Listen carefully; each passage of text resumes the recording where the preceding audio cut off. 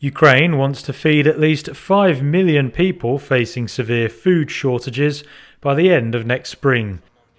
That was the message from President Volodymyr Zelensky to the group of 20 nations on Tuesday, as he set out a new initiative, though he pointedly seemed to exclude Russia.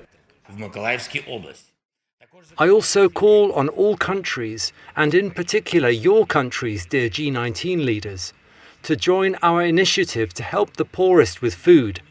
We've already launched the initiative, Grain from Ukraine. Ukraine is one of the world's biggest exporters of food, and Russia's blockade of its Black Sea ports in February contributed to a global food crisis. A UN-driven deal earlier this year eased Russia's blockade, and Zelensky said it's helped Ukraine export more than 10 million tons of food products since July. Zelensky said the agreement should be extended indefinitely and include 2 more ports.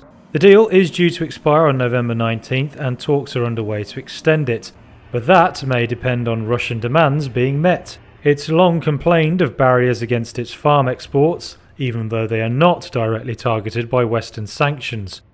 Russian Foreign Minister Sergei Lavrov said the UN had told him of written US and EU promises to remove obstacles to the export of Russian grain and fertilizers. The second part of the deal was the removal of obstacles to the export of Russian grain, and here we must say thank you to the UN Secretariat and the Secretary-General personally.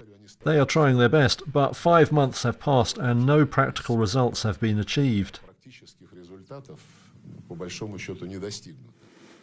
Discussions to extend the grain deal are ongoing.